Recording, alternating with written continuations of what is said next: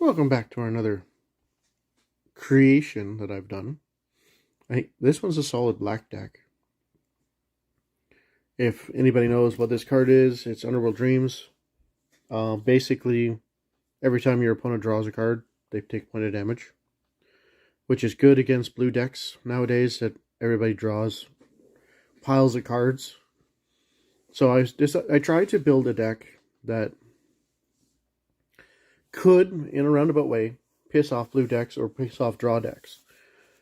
Underworld Dreams is one of those cards that is a staple for me in any black deck that I do create, just due to the fact that it does 1 damage to that player and that sort of thing. What I've also noticed nowadays, and this is probably the reasons why these are in here, Revenge of the Ravens, because there are so many decks out there that mass produce tokens or mass produce creatures, that Revenge of the Ravens is good.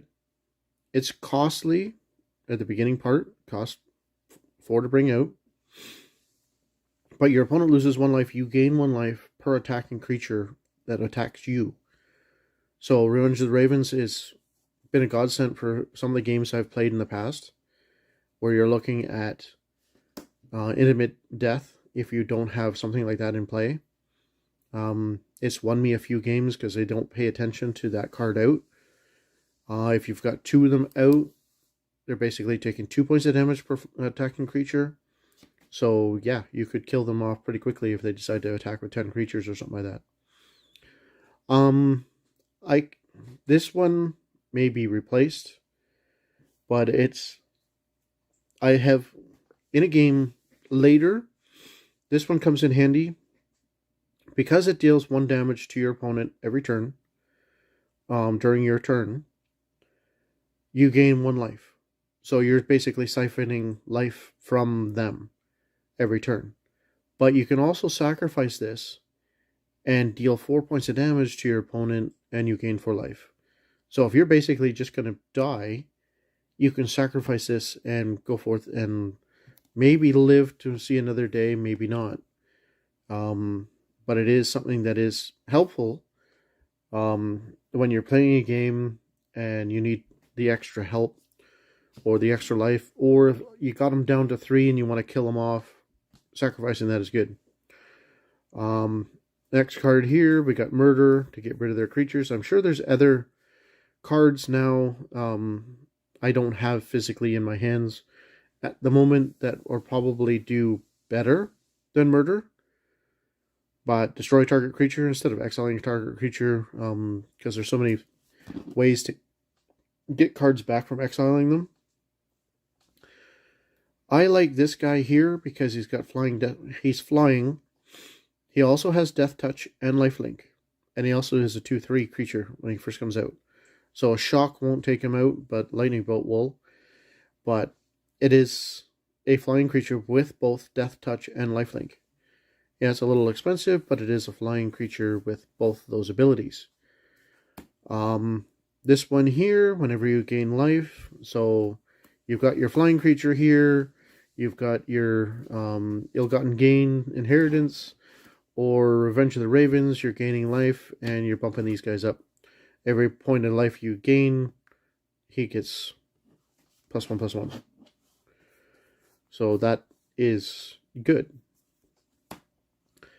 Another one here is, I'm sure I think there's another one similar to this, or I've seen other cards similar to this. But with him being black, he is a little expensive, costs 5 to bring out. But basically, it says each opponent loses X life, where X is the number of devotion to black. So if you basically have a bunch of Underworld Dreams out, say you have 2 Underworld Dreams out, you can do 8 points of damage to them, and you gain 8 life. So those are good. There's a different version of the same card. These are the newer ones. That's the older one. No confusion and that sort of thing. Here's another one I found it was really nice. It says the target player draws X cards and loses X life. There is a card now. I don't know if he's in here. Probably not. I don't think I own any physical copies of Veto. where you gain life, your opponent automatically loses that much life. So in a life gain deck, Veto has been one of those good ones.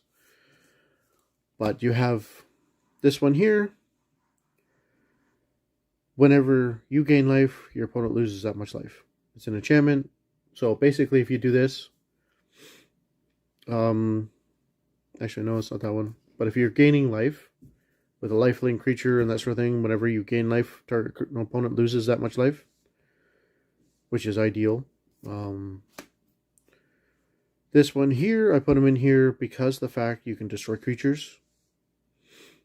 And the player draws 2 cards as well. It's also another variation of Underworld Dreams. So now I've got 6 possible sources of single point of damage when they draw a single card, which is ideal. It says here, whenever you gain life, put a +1/+1 counter on the Bloodbond Vampire. It's good because it's a bumpable creature. It doesn't fly, but I don't see a lot of life building in this deck. Maybe that's something I have to change. Maybe I should change out some of these creatures into something else. I don't know. This is just what I had kicking around here card-wise. We've got 2 Howling Mines. I don't know if they really need to be in here. But it's a way to help with draw. But your opponent... Well, actually, it's good to help with draw for Howling Mines in here against your... So if you have these guys out, play Howling Mines, you have these guys out, they're getting more damage to them because they're drawing additional cards. So it's good in both ways, that and your Underworld Dreams. But you have this one here. This one has a toughness equal to Devotion of Black. But I've played this one, I've had it out in games before. You can exile up to 2 target creatures from graveyards and gain 1 life for each pair you've exiled. So for 2 mana, 1 black, 1 colorless, it's a life gainer, and you could survive something if by chance your opponent has lots of creatures in their graveyard, or if you have lots of creatures in your graveyard that you have no way of getting them out. These come in handy to help you win the game in the end. They can help you survive if you're down to your last life or 2 and your opponent wants to kill you, and you can always sacrifice. If you have the land untapped, you can always go forth and get rid of some creatures. This deck will be a deck in progress. It needs some help, serious help. I'm sure I'm going to have to find some other cards to replace some of them in here. I'm always looking for help in that respect, trying to find some cards to go along with Underworld Dreams. I like the combo of this guy here plus Underworld Dreams. So you're doing at least 2 points of damage a turn to whenever they draw a card, and when they have to draw a card every turn. Then throw Howling Mines in there. Then you've got them drawing more cards. Yes, they may have more chances of playing other cards, but you're also doing damage to them on a regular basis. So,